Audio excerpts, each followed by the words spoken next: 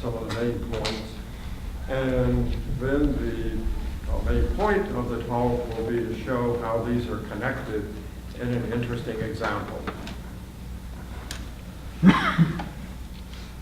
So moduli, I think, is familiar to everyone that you want a parameter space for isomorphism classes of algebraic varieties of a fixed type.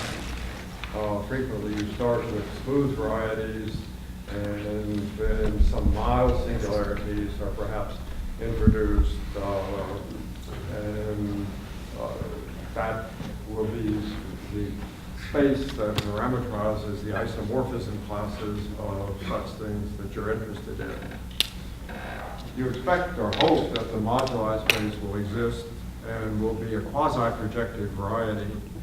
And as you all know, it's of interest and essential to be able to canonically compactify the moduli space. If you want to do enumerative geometry, for example, do counting, you need to be able to take limits so that you have something compact, something complete.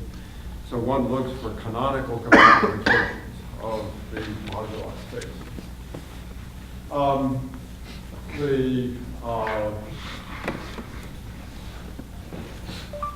The varieties I'll be talking about today will be algebraic surfaces of general type. And roughly speaking, you compactify the moduli by requiring degenerations of algebraic surfaces such that the canonical bundle suitably defined remains ample. Or if you like, the pluricanonical maps remain at least birational onto their images. These exist for algebraic surfaces of general type. This is a result that comes out of the minimal model program for three-dimensional varieties and is due to Kolar and Shepard-Barron in the 80s and then completed by Alexeyev in the 90s. So for algebraic surfaces of general type, you have a nice moduli space, nice in the sense that the moduli space is quasi-projective.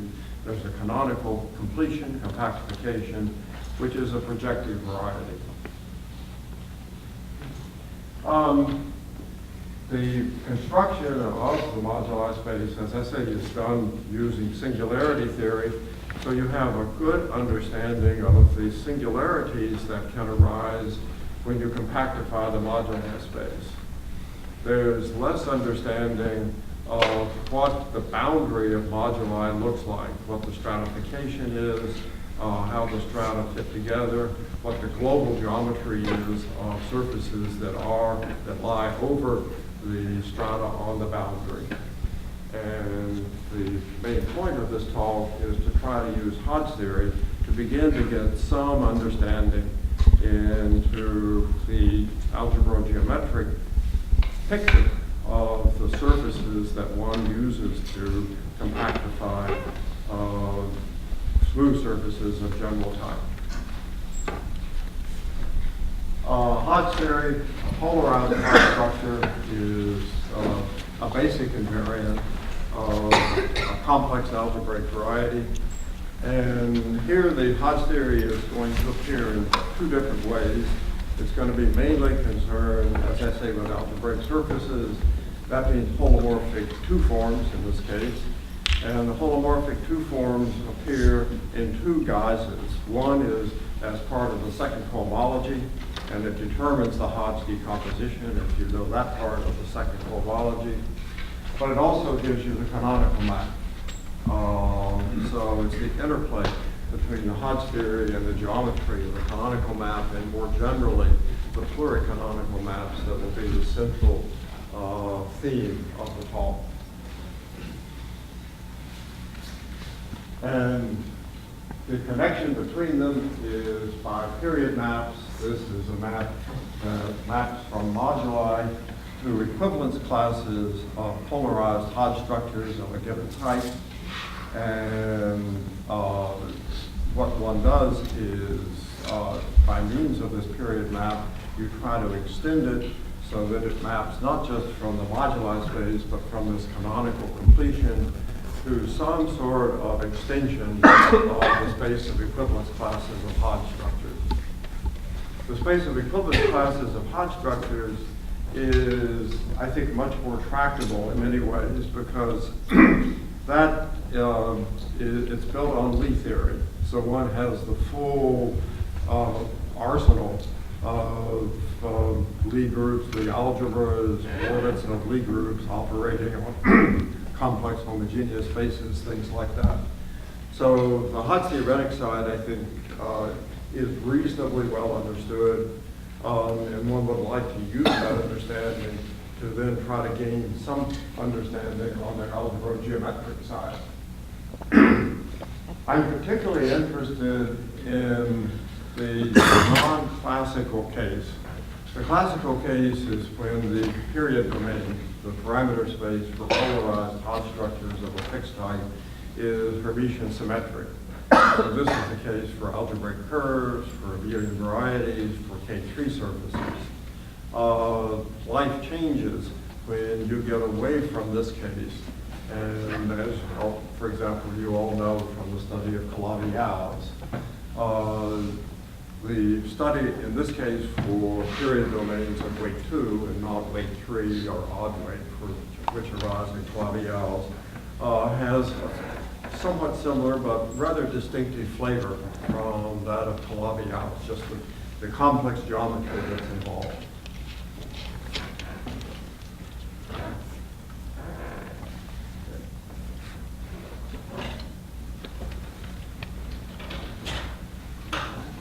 In the non-classical case,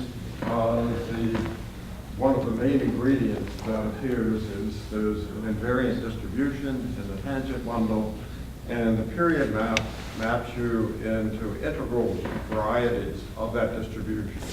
So you have in each tangent space, you have a subbundle of the tangent bundle, and the image of moduli actually lies in leaves of or in integral manifolds for that sub. They're everywhere tangent to that subbundle. So they're so-called integral manifolds of that. So what I will discuss is what we want is an extension on the Hodge theoretic side. We know what the extension on the algebro-geometric side is from the work of Kolarz, Rivera, and Alexeyev and others. We want to do the similar thing on the Hodge theoretic side, show that the period map extends, and to use the structure of the boundary components in the Hodge theoretic side to at least give you a guide as to what to look for on the algebro-geometric side. There are two types of completions of the gamma by D, the space of equivalence classes of polarized Hodge structures.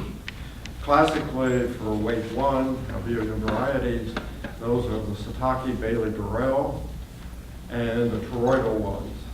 The ones that I'll be discussing today are the, in some ways, simpler of these. That's the Satake, Bailey, Burrell.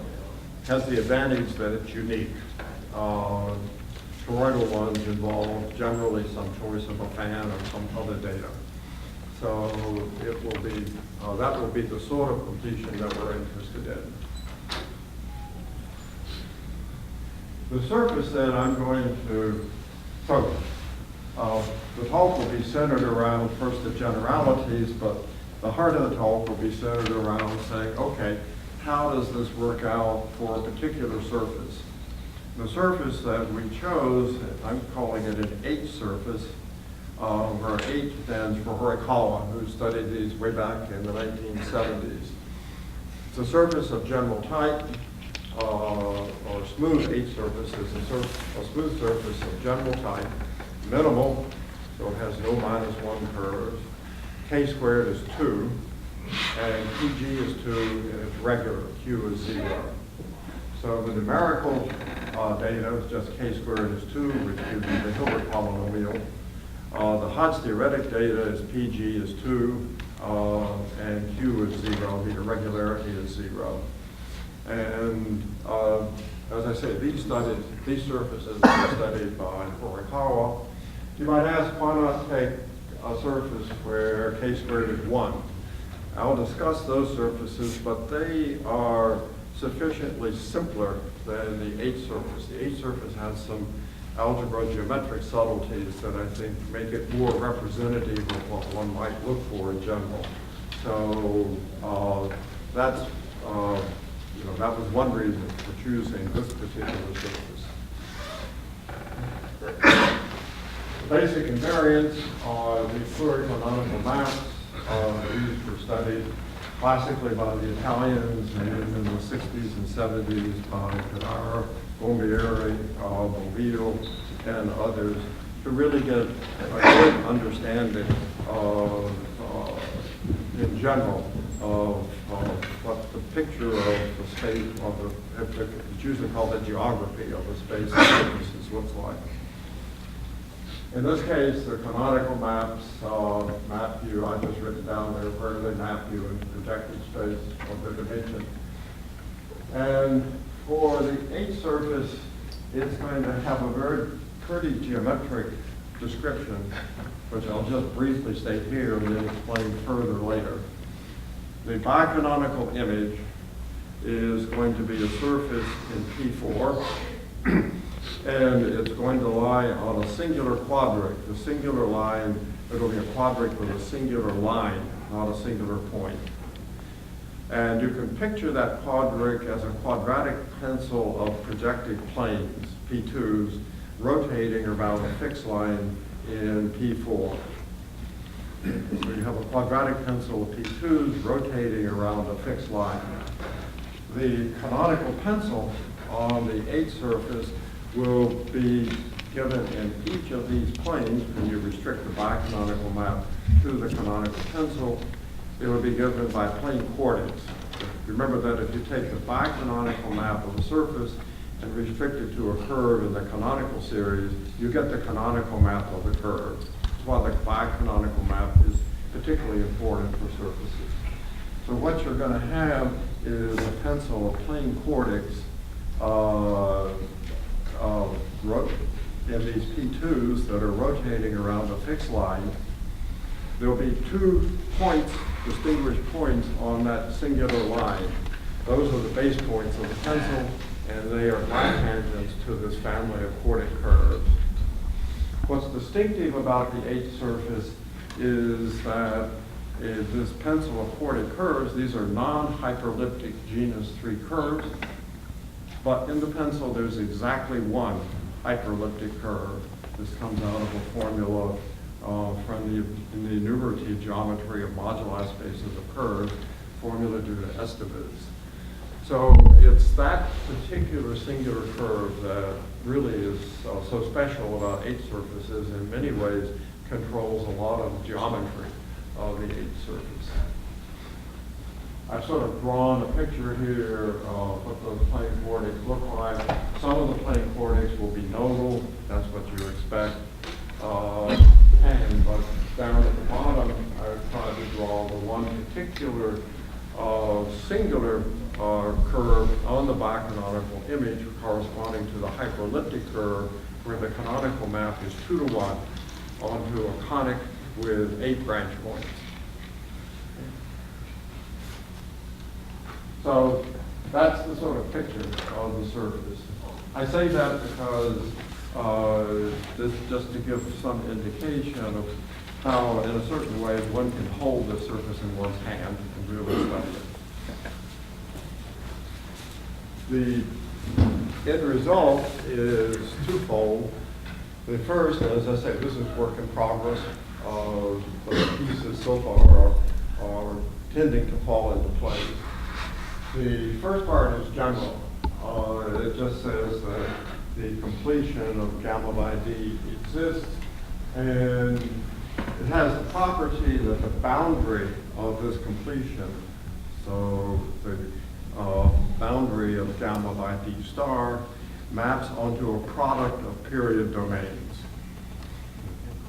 If you think of algebraic curves, On the boundary, the simplest way that a curve can degenerate is just the genus G curve goes into a genus G minus 1 or G minus 2 curve by acquiring nodes, and the parameter space for the normalizations of those curves are Siegel upper half planes of lower G's. It's a similar type of picture. The period map extends. This is not automatic because the singularities that arise in the family for the Kolar-Schoenberg and Lexio diffusion are not normal crossing divisors. You don't do semi-stable reduction.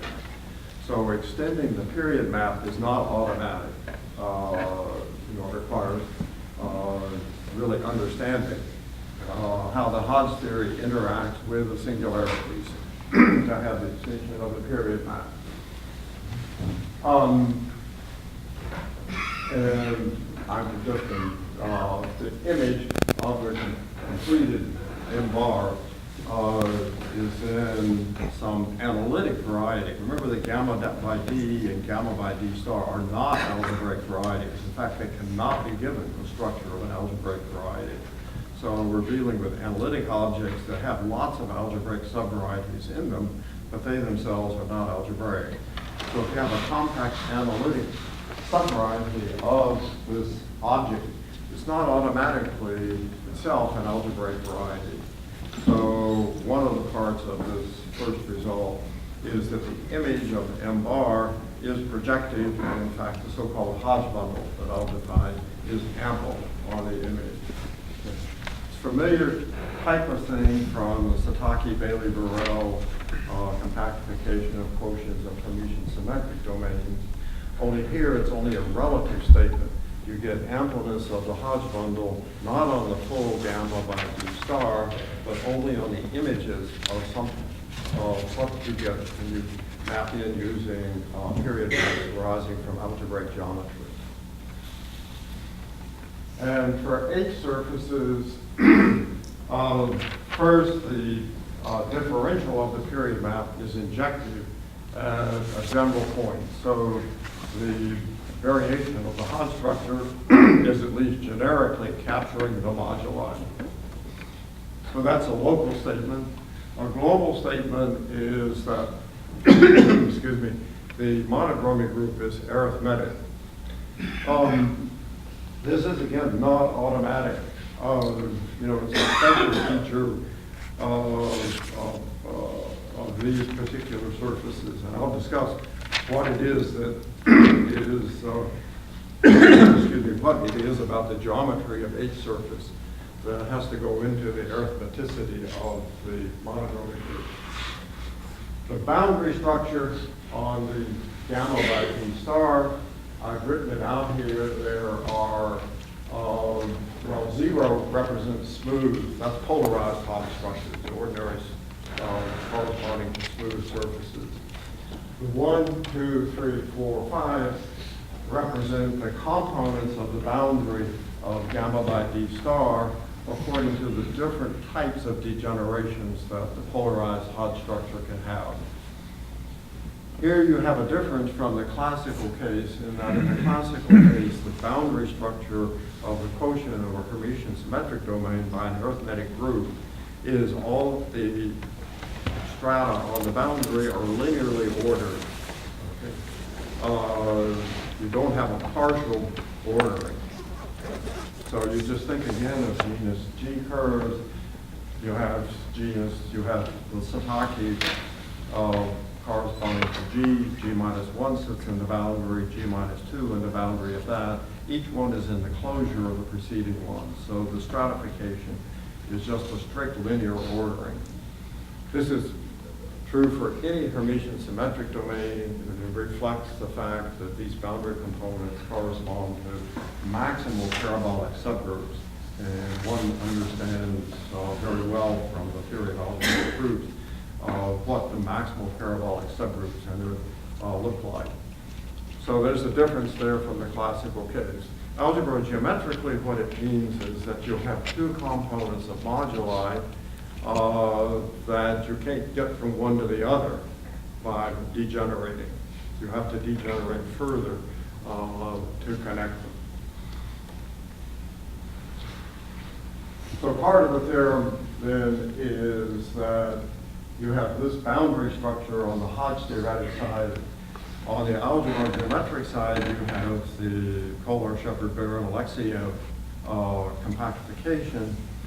And it may or may not be the case, and in fact, generally, I think will not be the case that the algebra geometric boundary components and moduli will map onto the different, or at least onto points in the different Hodge theoretic components. You may not be able to reach certain Hodge theoretic degenerations algebra geometrically. For H surfaces, you can.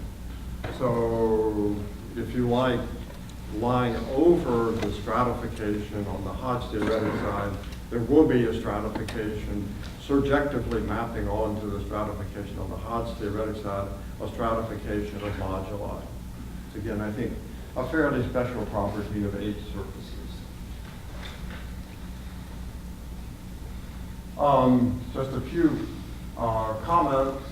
I think I won't get into the ones at the top. The number of moduli in the H surface is 26.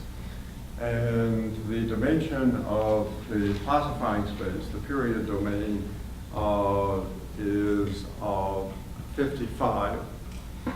The distribution that you map into when you take the period map is a contact structure. Remember, a contact structure is given by a single differential form, or one form, theta, such that the theta wedge, the exterior derivative to the highest power, is non-zero. Okay? So it's related to symplectic. And one knows the local structure of the integral manifolds of a contact structure very well. It's very classical. It's an ordinary differential equations issue. So the maximal integral manifolds in this case of a contact structure are of dimension 27. 55 minus 1, that's 54 divided by 2. And so the moduli for H surfaces is codimension 1 in a maximal, if you like, integral of the contact system. And it's not understood what that sort of missing direction, what the geometry of that is. It's one of the interesting questions about H surfaces.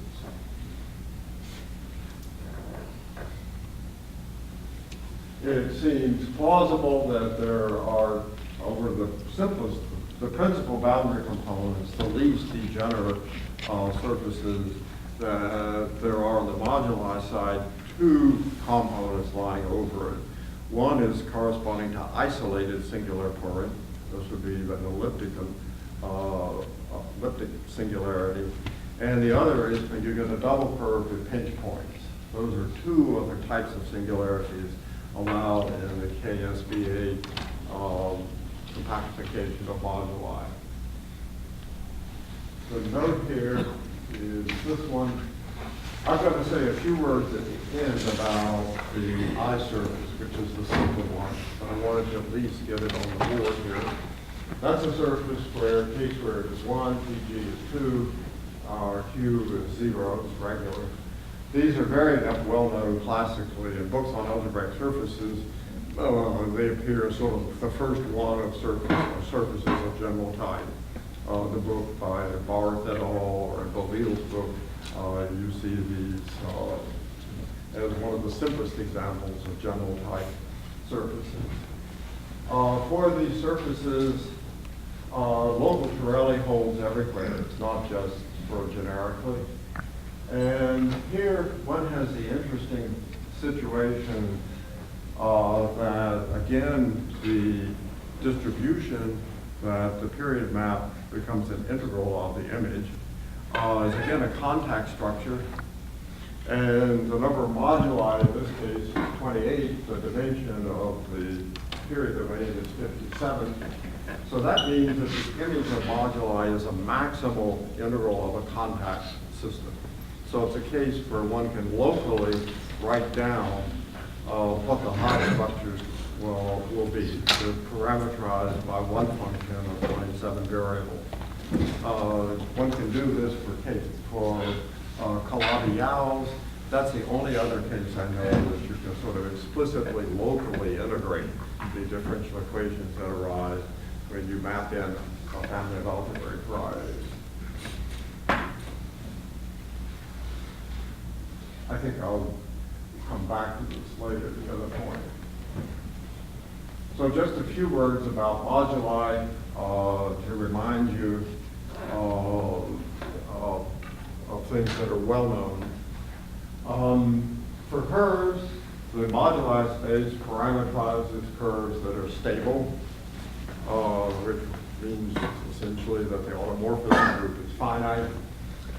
They're nodal. The singularities are just locally a normal crossing divisor in the plane. And the dualizing sheaf is ample and has G sections. So stable, I can just tell what it means. The dualizing sheaf, I'm going to mention this here because when you look at surfaces, this becomes more interesting. And it's one way to in fact, probably the best way to look at what the singularities are. So I want to think of the differentials locally as residues of two forms in the plane that have poles along the union of the coordinate axes. And you take the Poincare residue on the two branches, you get logarithmic differentials with opposite residues at the 2 points that come together when you take an image of the normalization map.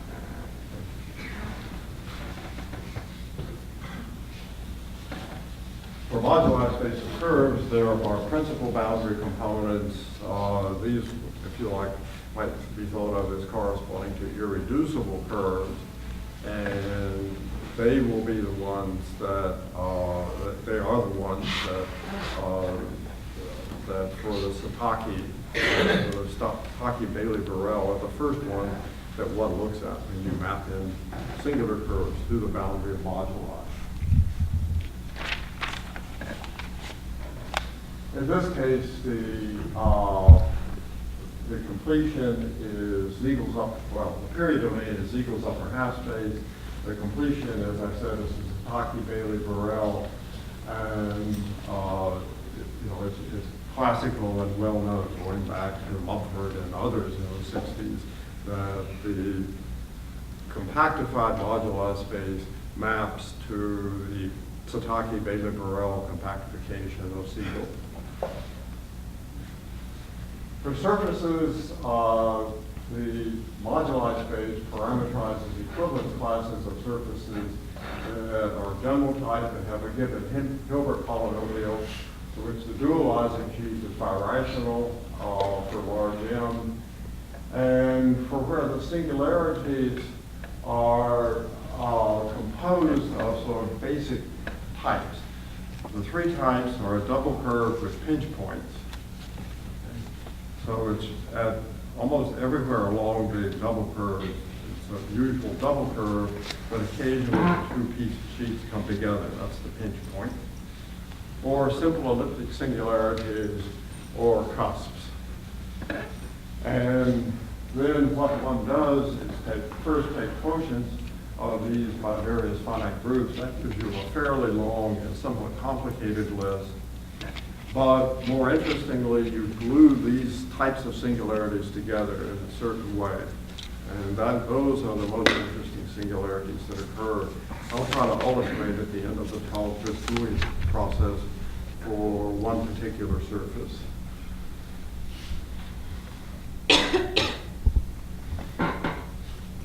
On the Hodge series side, just again to recall, polarized Hodge structure is given by a vector space with a bilinear form, and it's a vector space defined over Q, a bilinear form, and a filtration defined over C that satisfies these conditions written here. F is the Hodge filtration, and the third, I don't think you can see the red dot, but the FP directs on the conjugate F n minus P plus 1 is just another way of reformulating the usual Hodge decomposition of the complexified vector space is a direct sum of PQ components where the conjugate of PQ is QP, like differential forms on a complex manifold.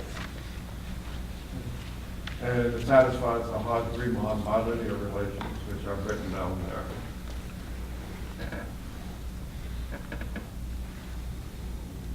there. And for surfaces, as I said earlier, the Hodge theory is going to enter in two ways, through the canonical series and through the H20 part of the cohomology and the Hodge decomposition. The H20 determines the whole Hodge decomposition, because under the bilinear form Q, the orthogonal of H20 is H20 plus H11. And then that's the Hodge filtration in that case. The standard examples of a curve, just the usual decomposition of the first cohomology. Of a surface, I've written it down at the top there. It's the decomposition first of the second cohomology into the primitive part, and this is now assuming that you have an ample line bundle, and you have the primitive part, the second cohomology, and then you have the multiples of the class of the line bundle, the Jordan class. The period domain is the set of polarized Hodge structures with given Hodge numbers, so it satisfies the two Hodge-Riemann bilinear relations. For weight 1, it's the Ziegel. For weight 2, it's the quotient of an orthogonal group by a unitary group cross an orthogonal group. The Hermitian symmetric case is the case where the A is 1, it's O of 2B. That's the case of P3. The case that we're considering is the case where A is 2. These period domains all have compact duals. You just forget the second Hodge-Riemann bilinear relation, and that's a homogeneous rational projective variety. The classic example is the upper half plane for elliptic curves. That's the space of possible periods or Hodge structures, and that sits in the projective line. So the upper half plane is sitting at P1. That picture extends where you have D sitting in a projective variety. And the reason for doing that is that this is from Lie theory, very highly developed subject. One knows a lot about homogeneous complex manifolds, homogeneous projective varieties. There are quotients of complex semi-simple Lie groups by parabolic subgroups. And you look at the orbits of the real form of the group operating on this compact object. There is a beautiful structure of the orbits, the way the waves fit in the compact dual. And that's what use will be made of when one is going to talk about how you extend the space of equivalence classes of Hodge structures by adding in certain degenerate ones.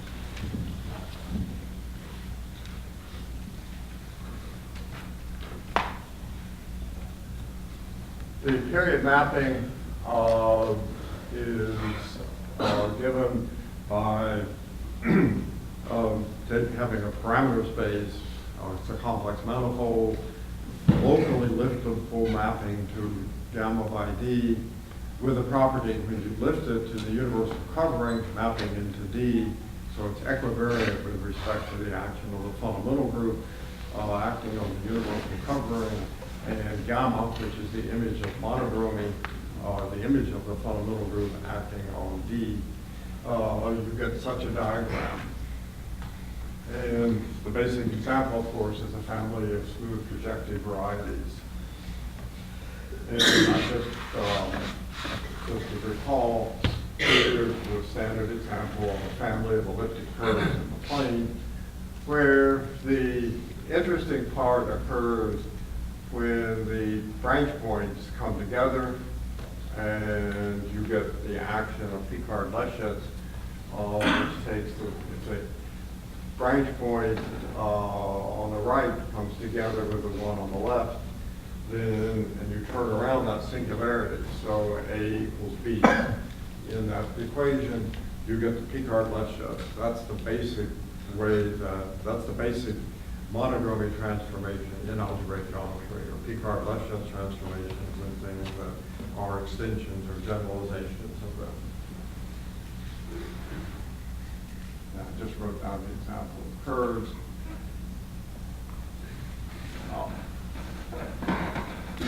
Yeah.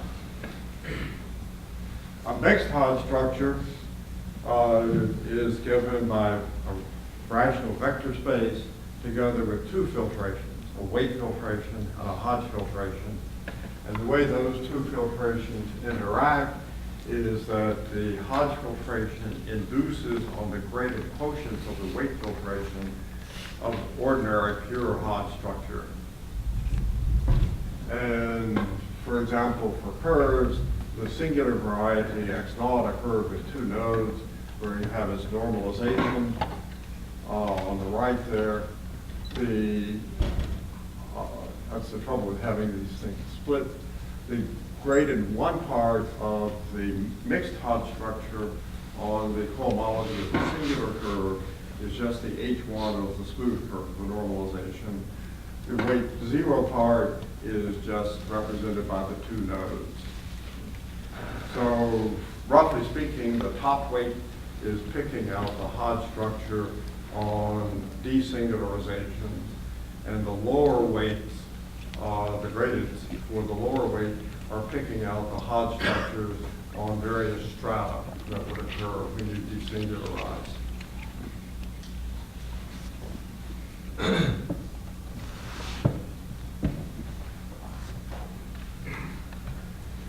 For surfaces of general type, for those basic singularities, the double curve with pinch points, the graded two part of the mixed Hodge structure is just the H2 of the normalization, which is the desingularization. The graded one part, you have this double curve with pinch points, so there's a two-sheeted covering branched at the pinch point. And on the two-sheeted covering, you have the involutions. You look at the part of the first cohomology that transforms by -1. So the eigenvalues of the involution acting on a cohomology are ±1. You look at the anti-invariant part. That's the H1 part, and that's the graded one part of the mixed Hodge structure.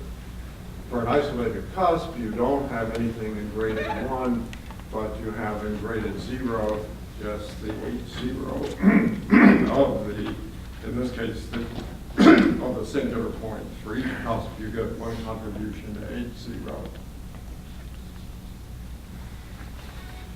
When you look at degenerations, it's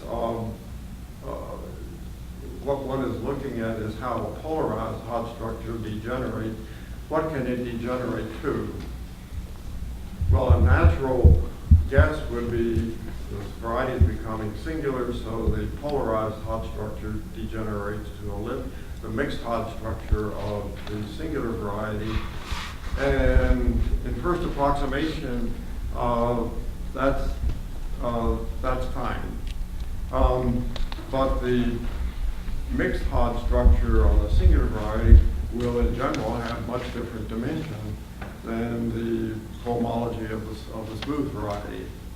So what one does is look at what's called the limiting mixed Hodge structure, which has built into it data coming from the action of monodromy on the singular, when you turn around the singular variety.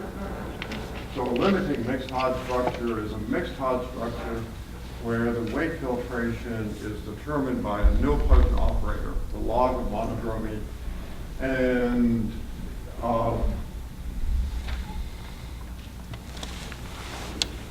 so the mixed Hodge structure plus the polarization on the graded parts of the primitive parts of the successive functions by the weight filtration.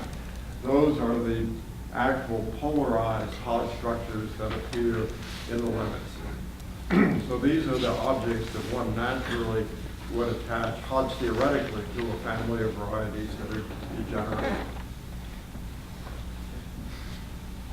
There's another object that is a naive limit, where you simply look at your period domain sitting in its compact dual, and you have a map of a punctured disk into the period domain factored by the powers of monodromy, and you lift that to the upper half plane and simply go out to infinity. When you do that, you get a picture like this, and you'll end up on the boundary. That's called the naive limit in the family. And it's not the correct limit to use for when you look at the limiting mixed Hodge structures. It's not the same, but it induces the same on the associated graded by the monodromy weight filtration. So as long as you're only interested in the associated graded of the monodromy weight filtration, you can use this one. And that has the advantage that it's taking place inside this compact dual. So you have Lie theory that you can bring to bear on this storage.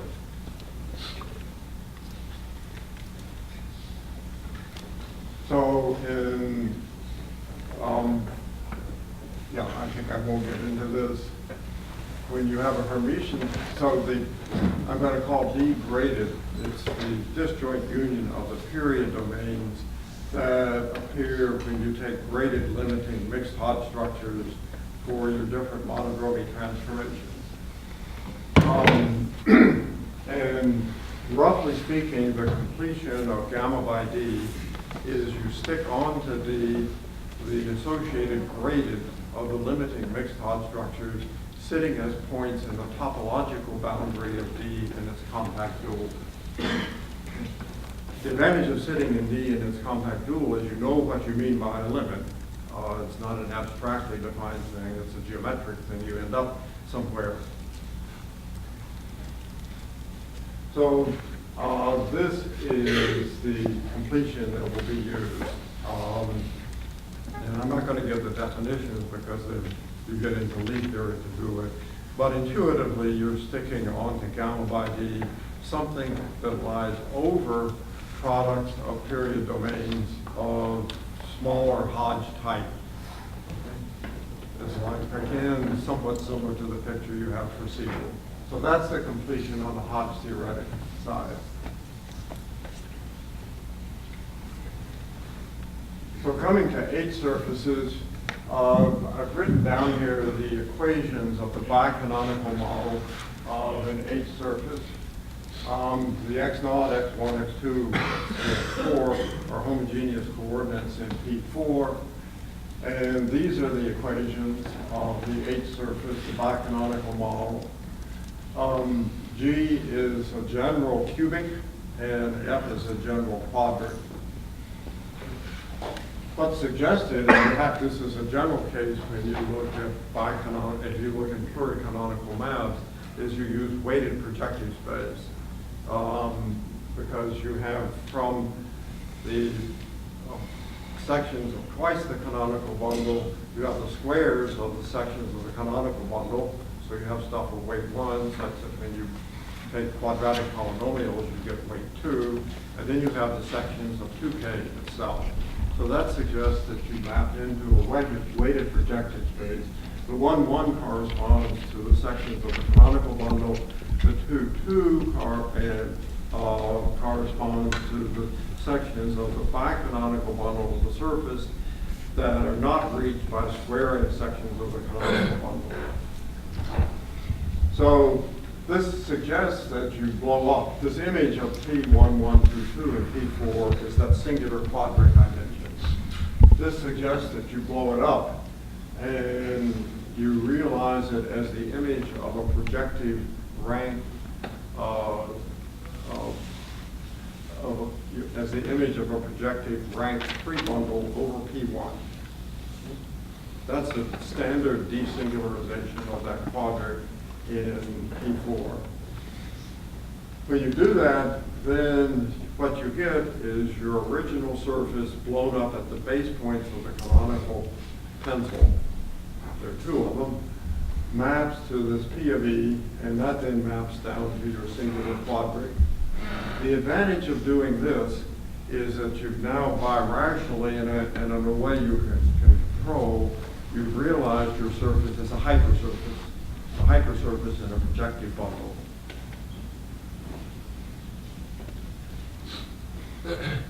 And the projective bundle fibers over P1, the fibers of the map restricted to the x hat on the previous one are just the canonical curves sitting in P2. Those are the fibers of P of E over P1, with one unique hyperelliptic curve sitting over one point in P1. So that's the sort of picture of the H surface realized as a hypersurface. And that's the reason for realizing it as a hypersurface is you only have to look at one equation. So when you do a GIT, for example, if you just have one equation, it's much easier, even though in this case the proof is not reductive. On the Hodge theoretic side, I've plotted the Hodge numbers of the possible limiting mixed Hodge structures. And 0 corresponds to Hodge numbers of a smooth surface. Okay, the H20 along one axis, H02 on the other, H11 in the middle. And 1, that's the simplest degeneration. The way to think of it is that you lose one holomorphic 2 form becomes logarithmically singular somewhere. So your H20 number drops by 1, and you pick up an H10 somewhere. And that's the way to read these diagrams. The most degenerate one is Hodge-Tate. Unfortunately, it's the top half of it's in the previous one, but there it is in the bottom on the right-hand side. That's the picture of Hodge-Tate. Everything is of type PP on the associated gradient. The arrows represent the action of monodromy. And this is the list then of the strata that occur in the boundary components. So I've just mentioned here for type 1 what happens that your H20 number drops by 1. And how can you see this geometrically? So you have a family of algebraic surfaces that have 2 holomorphic 2 forms on them. You want to go to a limit where one of the holomorphic 2 forms becomes singular. The way to do that is for the surface, the canonical pencil on the surface, for one of the curves in the canonical pencil to become a double curve. If it becomes a double curve, then the holomorphic 2 form that vanishes on that member of the canonical pencil will remain holomorphic in the limit. Ordinarily, it would pick up a logarithmic singularity, but since you're taking the zeros of a holomorphic 2 form in the limit, that particular one remains holomorphic. That's where the H20 equals 1 of the limit comes from. You have this double curve where the holomorphic 2 form, the general one, has acquired a log pole. Its residue is then something at H10 of the double curve. So that's the way, if you like, that the geometry of the canonical theory and the Hodge theory interact. You see how to create Hodge theoretic singularity from the way that holomorphic differentials degenerate.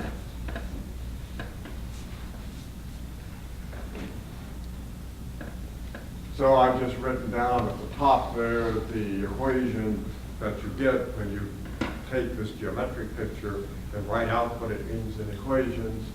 On the limit surface, you get a double curve with 4 pinch points, and that the double curve itself is a P1. You have a P1 with 4 points on it. The 2-sheeted covering of that is an elliptic curve. So the H20, that differential that becomes singular, becomes in the limit, its residue becomes the holomorphic 1 form on the elliptic curve. So that's one type of singularity where you get a singularity which is a double curve with pinch points. The other type of singularity that can occur, isolated singularities, Here I've written down one that's a simple elliptic singularity. In both cases, when you take the desingularization and lift the double curve, you get K3 pairs. So what one is suspecting is that in the boundary of moduli of H surfaces, some of the components look like moduli spaces of K3s with additional data.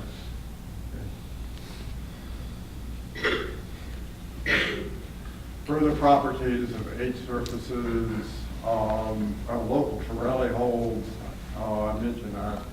On the monodromy, I'll say just a word about the global monodromy, then I think then I'll stop. The usual way that you are going back to Lefschetz, that you do global monodromy, at least for hyperplane sections of a smooth variety. So we have a smooth variety, and we look at sitting in projective space, and we take hyperplane sections of that. We want to calculate the global monodromy on that family of hyperplane sections. So the monodromy is generated by the simplest degeneration, where the hyperplane becomes simply tangent. That's an ordinary double point. Those are the Picard-Lefschetz transformations. So they generate the monodromy group. So you need to know three things. You need to know that as you vary this is in a Lefschetz pencil now, a generic pencil of hyperplane sections. You need to know that as you vary the Lefschetz pencil, that the vanishing cycles, those are the cycles that shrink to a point and you require a node or a double point, that the vanishing cycles can be commuted transitively among themselves. So what you're looking at are the points of tangency of a hyperplane with a smooth variety. You're varying the hyperplane and you're asking that the points of tangency be permuted transitively when you stick to just simply tangent hyperplane. It's an argument going back to Lefschetz. The second thing you need to know is that the vanishing cycles generate the primitive homology, whatever dimension you're working in. So now you have a lattice, you have a bunch of cycles, a bunch of elements of the lattice that are commuted transitively by the action of some group, monodromy group, and which have the property that the lattice, that these elements in this lattice generate the whole thing. And then you need a group theoretic argument. It's in a very nice paper that Boville wrote that tells you that under certain further conditions, you get the whole arithmetic group when you have such a group. Here for H surfaces, when you look at the analog of Lefschetz pencils, you can't work the same argument because you have the hyperelliptic curve. And when you look at the image of the bicanonical map, that becomes a singular double curve with pinch points. So when you try to work the Lefschetz arguments, you run into issues because of the singularity of the thing that you take, of the singularities that arise from this hyperelliptic curve. So that's where the analysis has to come in of what are the possible topological pictures of the vanishing cycles created by this singular hyperelliptic curve.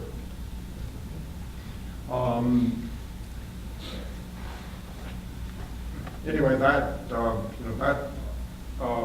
argument goes through. One interesting point is that you have to make the Greek theoretic side of it work. You have to produce a particular isolated singularity. For the H surface, the one that you produce is what's called the Dolgachef singularity of a particular type. So you need a very special isolated singularity that sort of does more than just worry about vanishing cycles for nodes. It has to worry about groups of vanishing cycles that arise when you have an isolated singularity more complicated than just a simple node. Anyways, In the summary, Casanova and Enriquez describe algebraic surfaces as, for one of their descriptions, as being like a botanical garden where you have these beautiful plants that you want to study. The cubic surface, trees, Enriquez, and so on. And certainly our experience with the H surface is that that's a candidate for the Casanova-Enriquez garden. Thank you.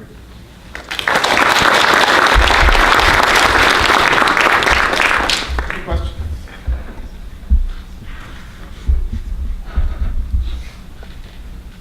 So you were hoping that these A surfaces are sufficiently general, looking at general features for other natural surfaces, pure natural surfaces? We don't know. This is it's experimental at this stage.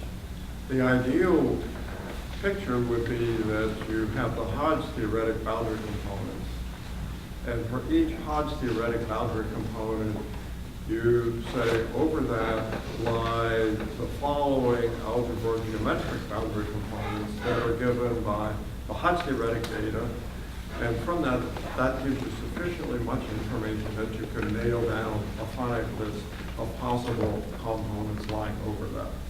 That's the sort of dream we're missing now. And that would give you the picture of, if you like, the algebraic geometric side of moduli. If you can do that. But the Hodge theoretic side is the easy side.